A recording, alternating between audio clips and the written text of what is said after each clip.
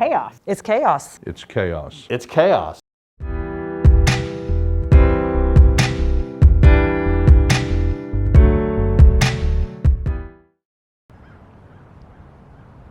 I think during 2020, there was a lot of mystery, and the stress every day of trying to get through the day was really hard. Teaching online was very difficult because it was hard to ensure that you were connecting with your students and that they were staying on track. I think it's been more difficult in that we've had to very quickly change structures, especially at the beginning of the pandemic.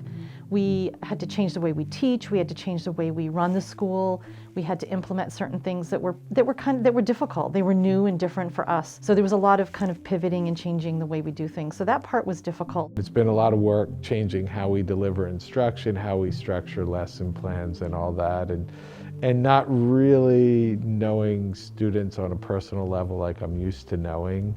That was hard to it was like teaching into a vacuum some days. Back in 2020, we had no idea what we were doing. And when we went remote, everybody had to learn this stuff. The kids had to learn how Google Classroom worked. What made it most difficult then was everything was brand new. The students are really suffering. The students have a really difficult time dealing with COVID. Although they've been superheroes and I think just taking it all in stride, wearing masks and for the most part following rules and getting up every day and showing up, they're really stressed. And eventually that turns to health problems. So if it's not a mental health problem, it turns to a physical health problem, to also having COVID, and that's really stressful for kids too. It's been a really hard, really difficult past 2 years. It's hard. It's very hard. It's very challenging. I've been a teacher for 10 years, so I was a teacher for 7 years before COVID started interrupting things, and these have been the 2.5 most challenging years of my career. It's hard to connect with students. Student absenteeism is up quite a bit. And you're limited to what you can do based on the students in the room. And when we were online schooling, there were certain strategies and techniques you can't use as a teacher. So teaching in these times, you feel sometimes like you have one hand tied behind your back. I think it's harder doing school remotely, especially for our teachers. It's been really difficult. They've had to learn a brand new way of teaching. They all learned how to teach in person. They all learned how to, stand in front of a class.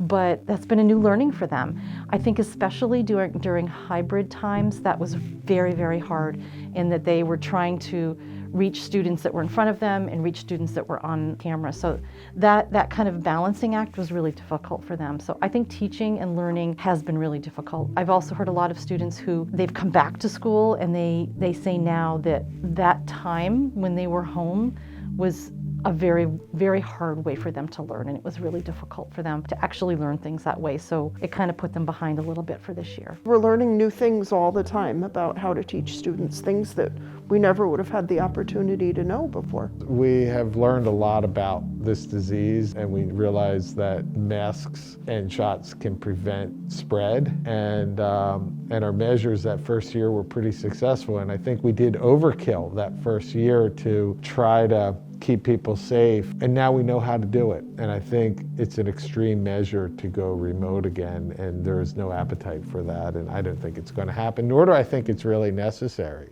We've been doing it for 2 years and it's really a drag. What's so difficult now is we know how all that stuff works. Google Classroom is nothing. Working in Zoom is nothing. Hybrid classes, we're used to that stuff. But now everybody's just so tired. Everybody's so done with this pandemic. I had somebody telling me, I'm done with COVID, but COVID's not done with us. So what makes it more difficult now is we're just tired of having to do this. And that's very different than in the beginning. I was hired as the director the fall before COVID hit. So in my first year as director here at Stafford, we had to figure out how to take a very hands-on education and go virtual with it. So that was definitely a challenge. I think it relies on a different skill set than I ever anticipated. I was just learning the job and had to learn something that nobody ever taught us how to do, and that was to lead through a pandemic. With music, it's kind of hard to do music remotely, and last year we were not allowed to play or sing in school at all. So that really limited what we were able to do during COVID. But this year, it's still hard because we have students, whenever they have to quarantine, they are out for a long period of time, and it's hard to catch them up with work because we're not offering the remote option. But on the other side, it's awesome for us to be able to do what we normally do and to, be rehearsing in school and be making music together. I think you really find out how important, sports and activities are to the students that, attend the high school and the middle school, because it's a big part of their socialization. It's made people really, starting with the coaches, just to learn how to take it one day at a time, have a long-range plan, but just be able to knock it off in small pieces and just allowing yourself to be a lot more flexible. I think that's one thing that I've learned, and I think the kids have learned, that things change on a day-to-day or moment-by-moment basis, and I think you just have to, it's the old half full, half empty routine with a glass. I think you have to look at it as everything is half full, because you could do a number on yourself psychologically and just be in a bad mood all the time, and I just don't want to do that, and neither do the kids.